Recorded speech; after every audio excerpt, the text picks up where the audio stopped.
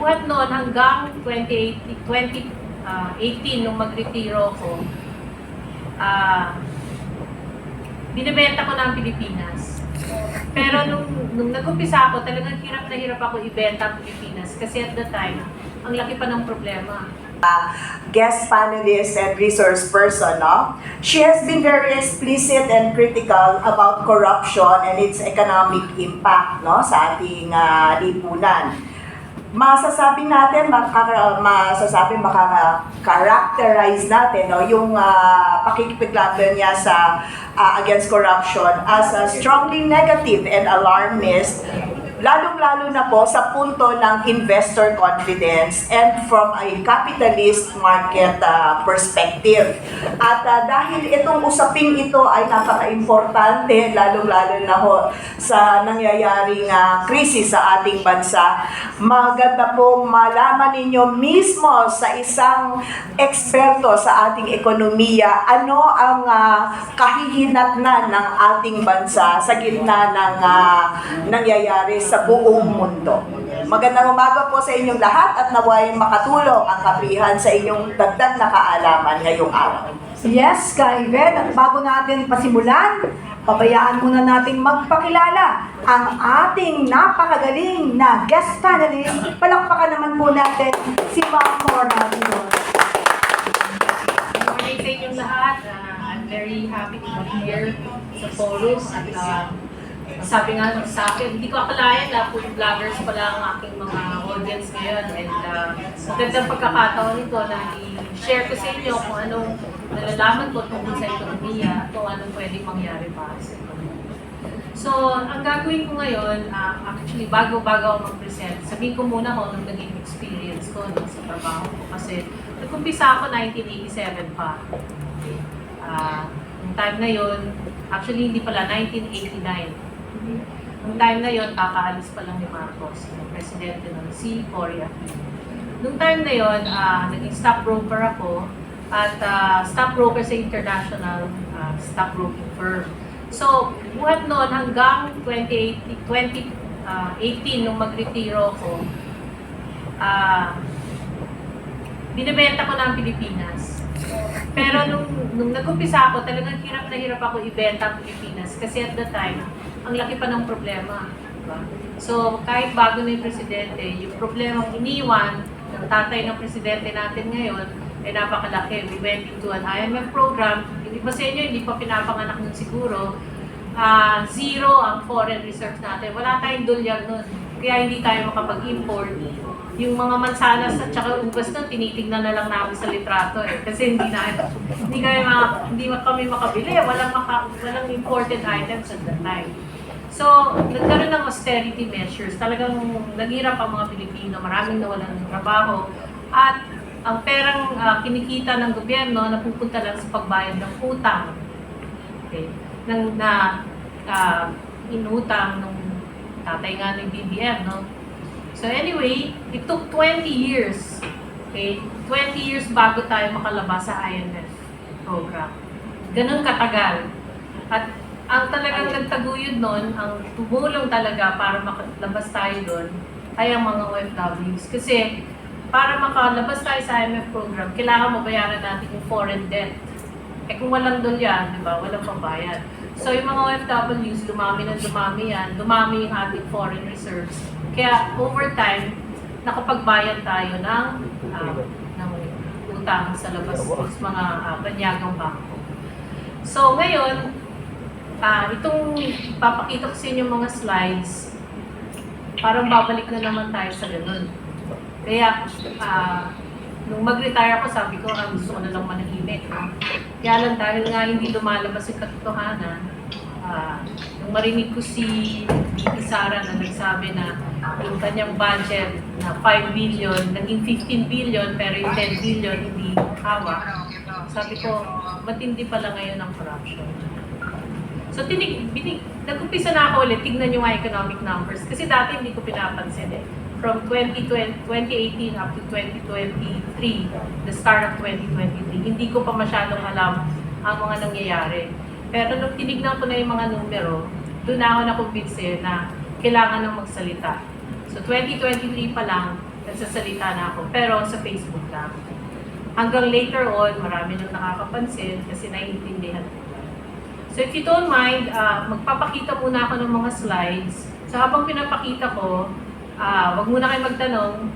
After nung presentation ko, tsaka tayo mag-Q&A. Para hindi masira yung trend of thought. Kasi pagko-connect ko yung mga yung mga numero.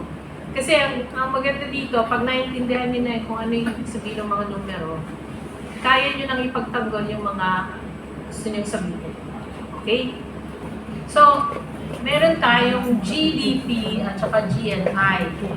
Yung GDP, yung Gross Domestic Product, ang ibig sabihin niya, pag ikaw ekonomista, sinusukat mo yung performance ng isang ekonomiya sa isang taon. Kung magkano ang nagagastos ng lahat ng sektor ng ekonomiya. Yun yung sa isang side. Sa kabilang side, kung magkano yung napoproduce o kaya napoprovide na services ng isang ekonomiya. Okay?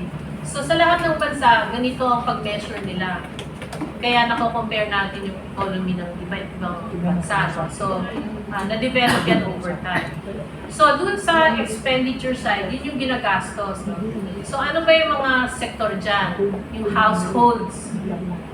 Tayo mga ordinary tao, magkano bang ginagastos natin kada taon? Magkano binibili natin? Tapos yung investments, yun yung magkano yung pinapasok ng mga namumuhunan sa ekonomiya. Ikatlo, yung government spending, magkano ang ginagastos ng gobyerno kada taon para sa ekonomiya. At ang ikaapat, net exports, yun yung pag-aangkat or yung pag-export natin. No? Products and services yan, walang manpower. Okay? So, yan ang GDP mo. Pag sinuma total mo yung GDP, sinuma total mo yan lahat na apat na yan ang gross domestic product. Ngayon, meron nakalagay dyan na net factor income, di ba? Net factor income, yan yung kinikita ng mga Pilipino na nagtatrabaho sa labas, minus yung sa mga banyaga nagtatrabaho dito. Okay. Kaya net, plus minus.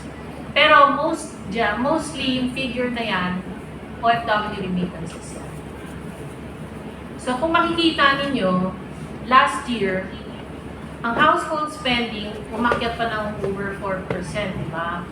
Tapos yung investments, bumagsak na by 2%. Okay? Ang government spending, medyo mangat ng konti pero hindi nakataasan. Okay? Tapos sa exports minus imports, lagi tayong negative kasi net importer tayo. Mas marami tayong ini-import kesa sa ini-export na products. Okay? Diyan tayo mahina talaga sa pag-export ng mga produkto. Malakas tayo mag-export ng service which is manpower. Pero wala yan sa GDP. Nandun yan sa gross national income. Na hindi nila dadagdag sa GDP. Pero lumalabas yung effect niyan sa household spending. Okay. Kasi yung mga OFWs na nagpapadala ng pera sa mga pamilya nila, doon pumupunta sa household spending. Kaya kung makikita nyo, ang pinakamataas na growth, household spending. At yun lamang ang nagpapataas sa GDP, sa ekonomiya, yun lang. Kung titignan nyo, mahina talaga yung investments, government spending, at lalo na yung trade. So, kung tatanungin nyo kung ano yung nagtataguyod sa ekonomiya, OFWs. I mean, yung domestic, okay din, pero hindi niya kaya magpaangat ng economy. Kung wala yung OFW remittances na yan, bagsak na ang ekonomiya natin. Okay? Yan yung 2025. So, dun sa baba, makikita nyo agriculture, forestry, and fishing. Yan yung supply side. Kung ano yung binibili natin, no? Binibili tayo ng isda, ng bigas, ganyan. So, kung titignan nyo, yung agriculture, hindi rin masyadong tumataas. No? Ganun din yung industry. Lalo na yung industry, dati yan ang nagtataguyod ng economy.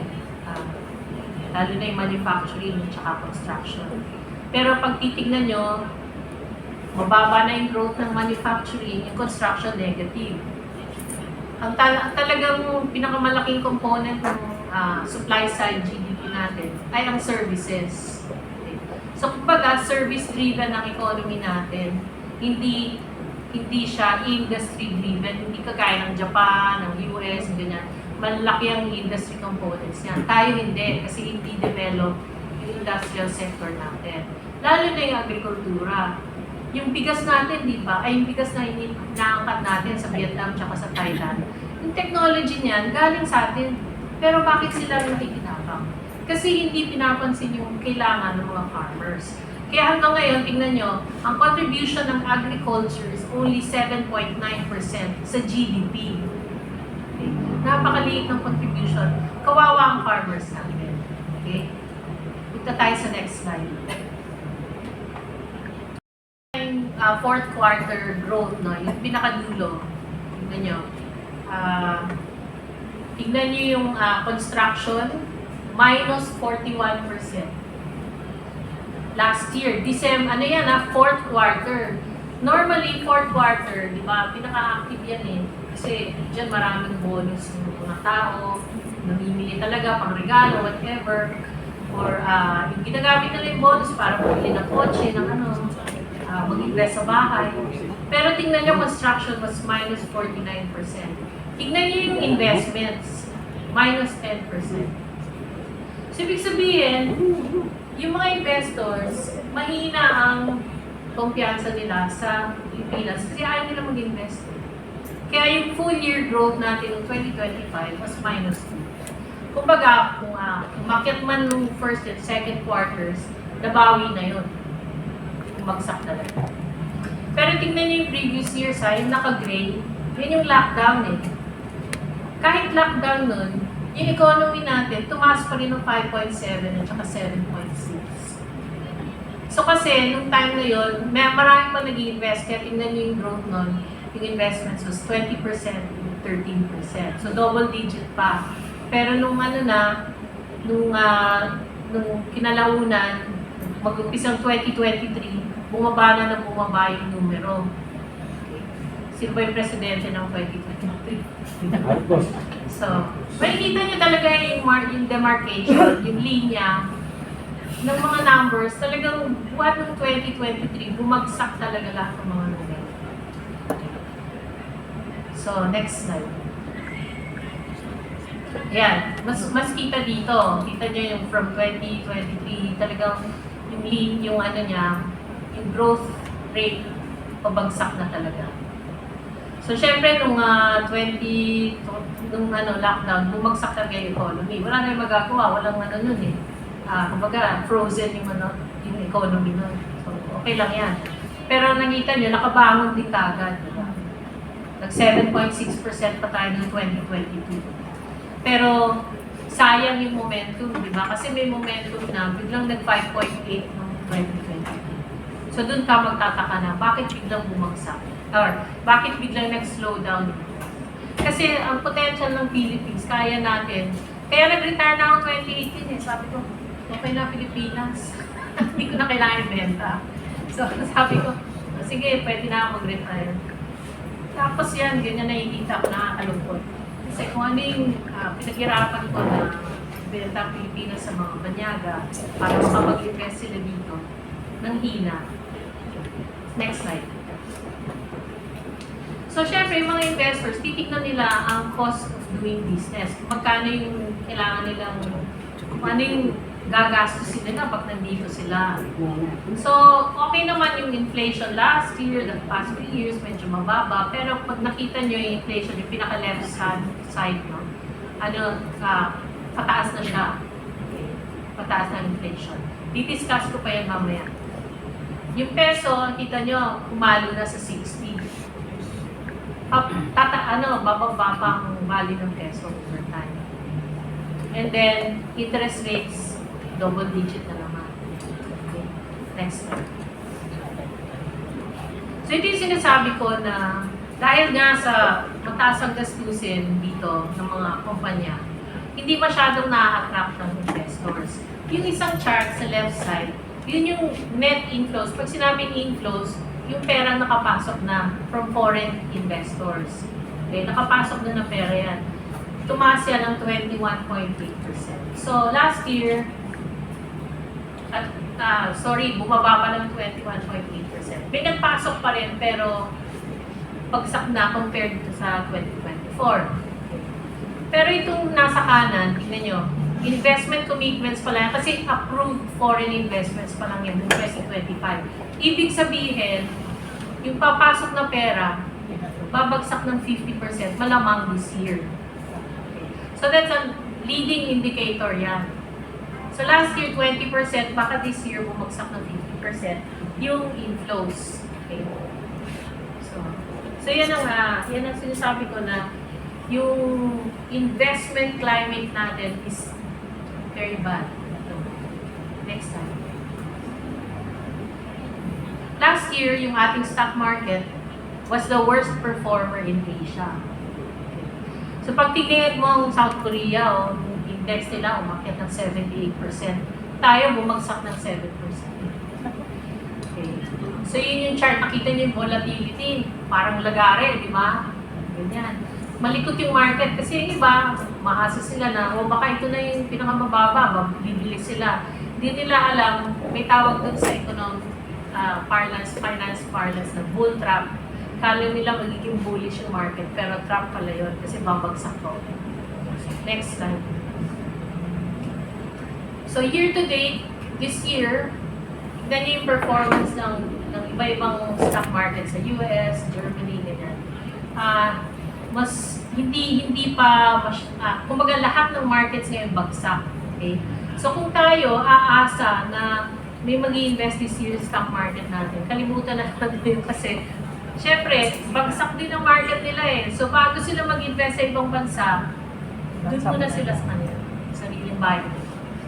So you cannot expect our stock market na maka-attract ng foreign investors this year.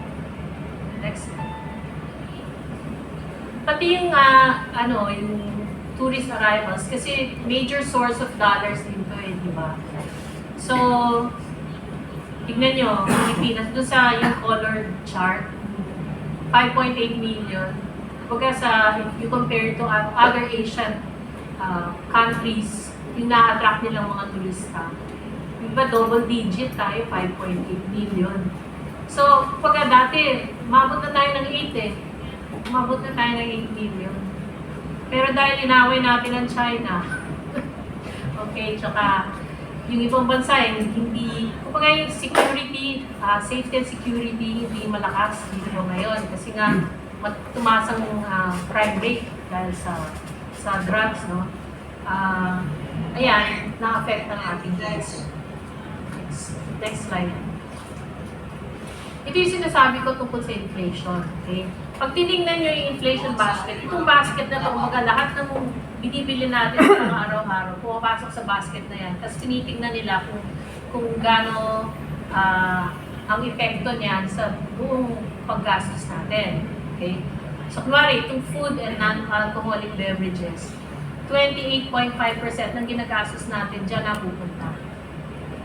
Susunod, housing, water, electricity, gas, and other fuels. 22%, yan ang sumunod na pinakamalaking component. Okay? Tandaan niyo yan kasi nandiyan ang gas and other fuels.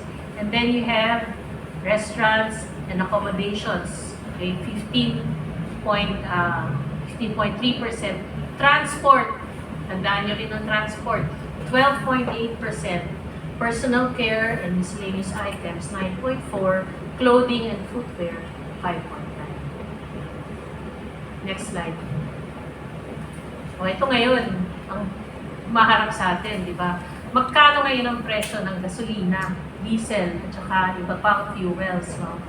So, yan, galing sa DOE yan, hindi yan pwedeng sabihin na, fake yan, ganyan. DOE na mismo. So, diesel, over 115 pesos na yata ngayon. Diba? Ang gasolina, more than 80 pesos, almost 90 na. So, yan ngayon ang mag-fuel, magpapatakbo ng inflation natin. Ano ba inflation? Inflation yung pagtaas ng presyo. So, kung zero ang inflation, ibig sabihin hindi tumataas ang presyo. Kung 1% ang inflation, ibig sabihin, tumaas ang presyo ng mga bilihin by 1%. Okay. So last year, I think 2.4% tumaas. This year, pag tinignan mo yan, di ba?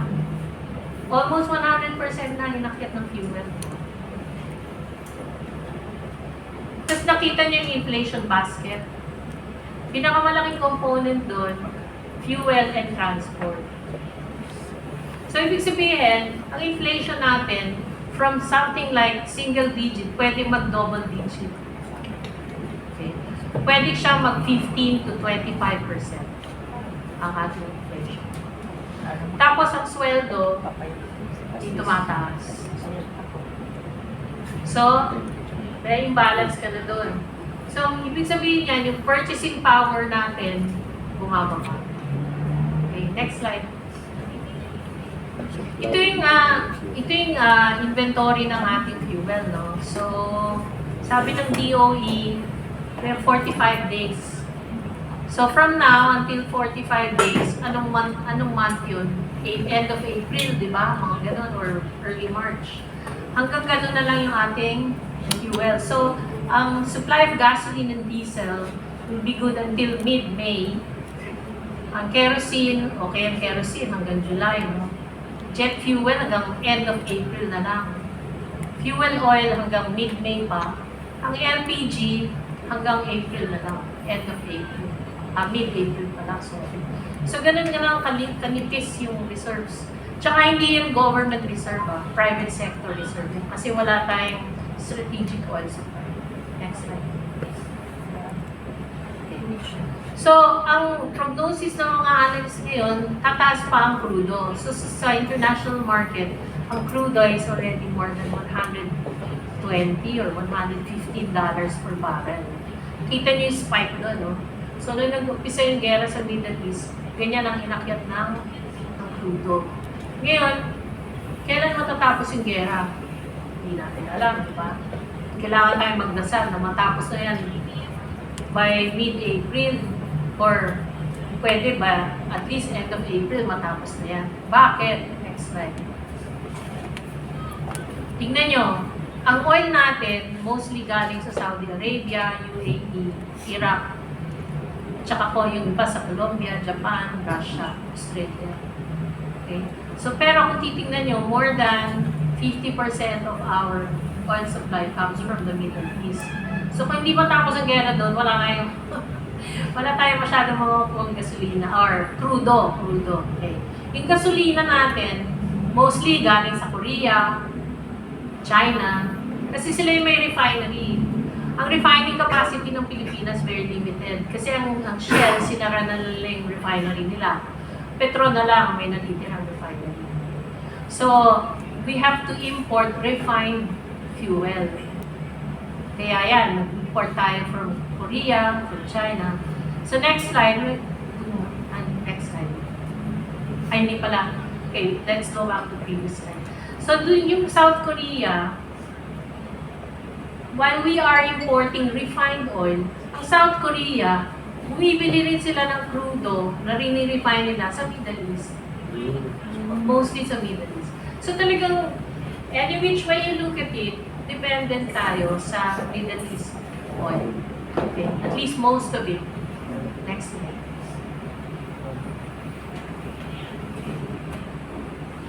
So, tingnan nyo naman kung paano minamanage ang price ng gasolina dito.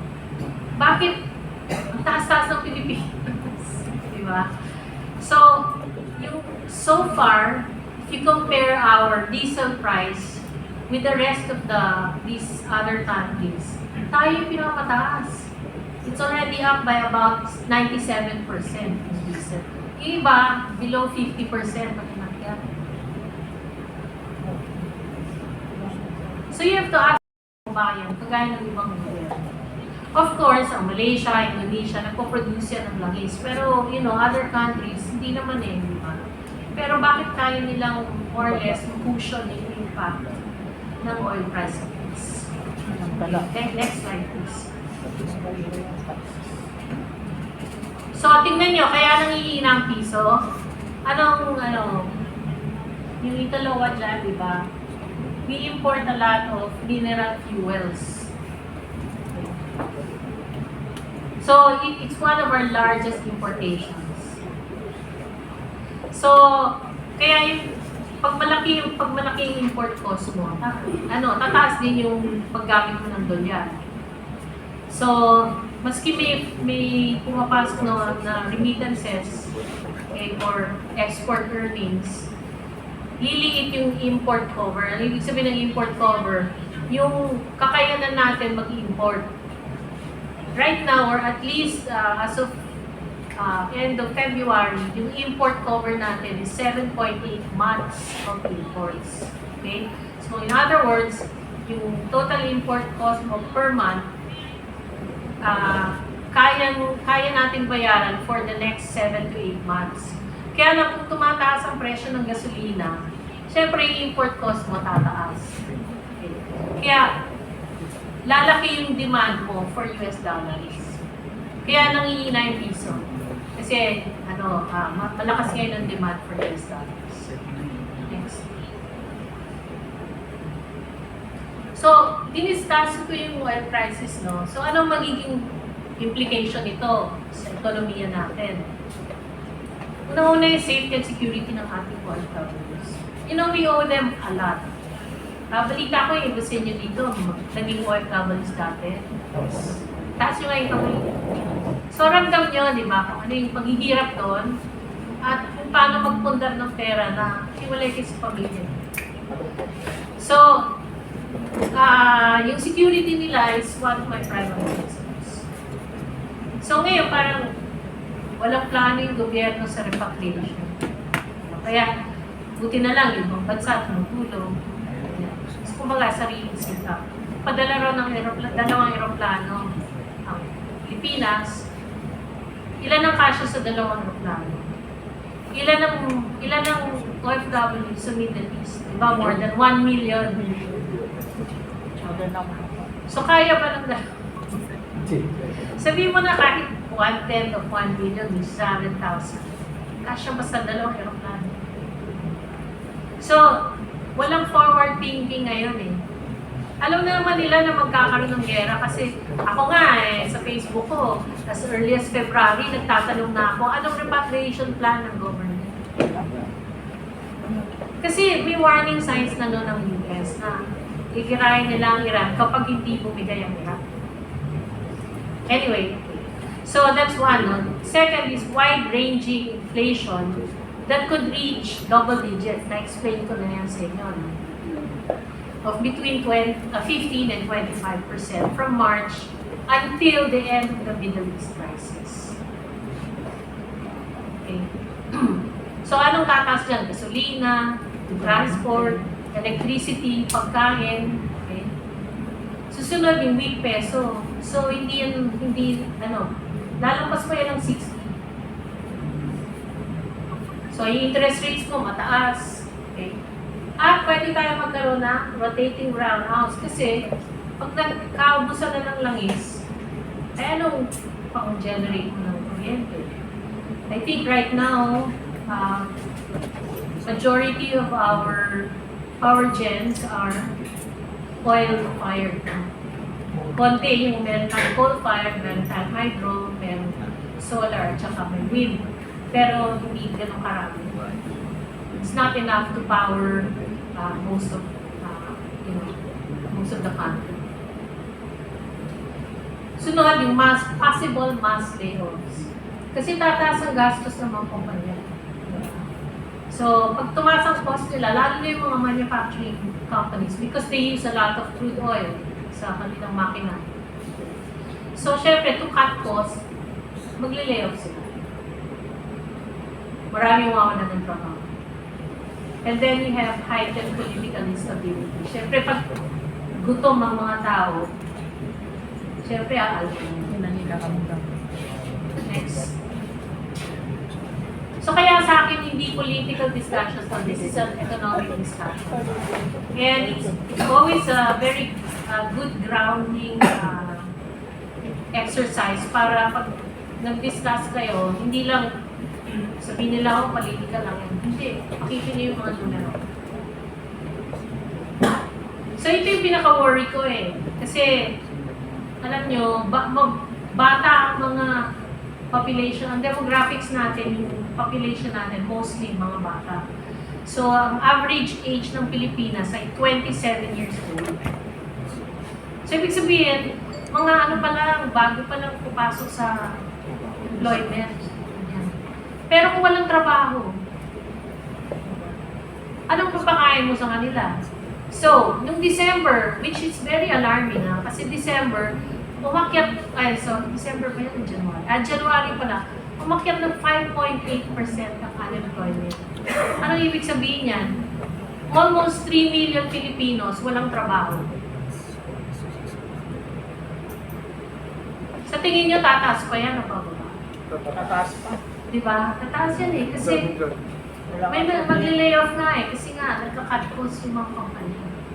Second, we have 800 to 900 graduate, 800,000 to 900,000 graduates per year. Ngayon, kung walang investors, walang bagong trabaho. Tapos may layoff pa.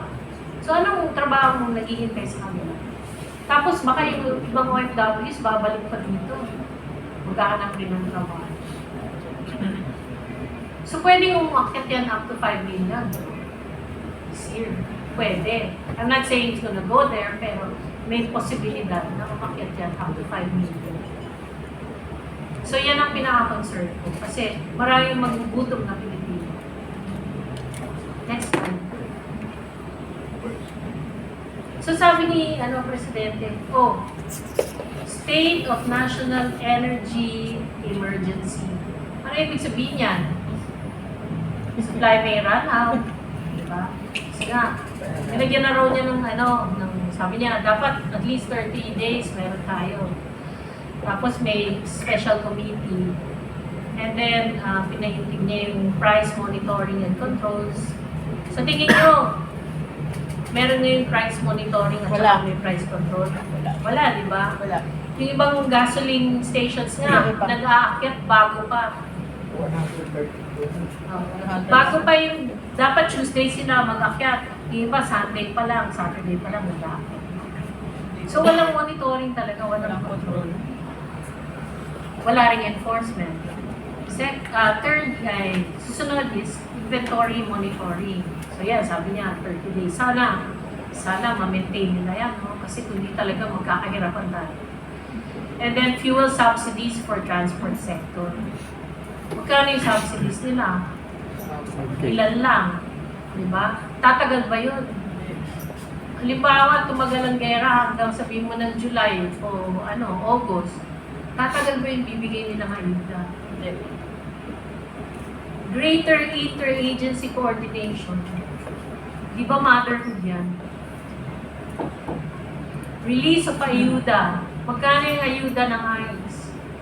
5,000? Gano'ng katagal tatagal yung 5,000? Wala. Diba? Pinipili pa. Tapos, this emergency, state of emergency, 1 year. Pero, ang basa ko dyan, walang ngipin. Wala itong ngipin.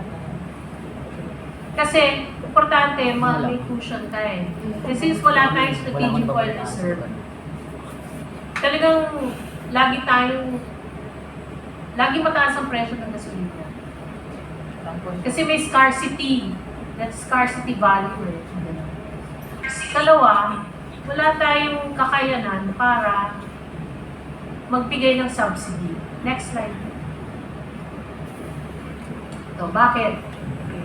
So, yung left chart, nakikita niyo yung deficit spending, no?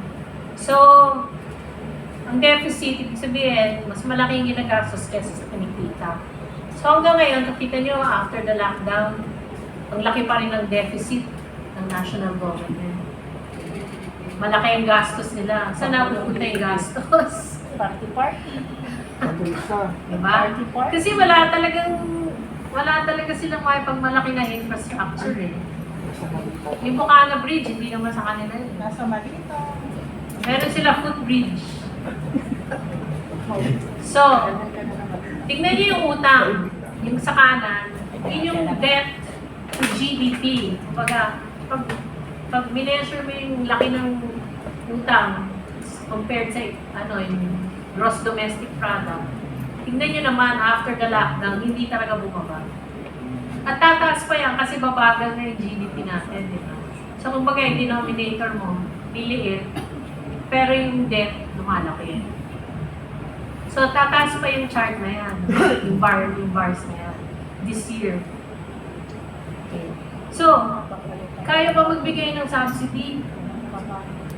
Pag sinuspend nila yung energy, excise tax.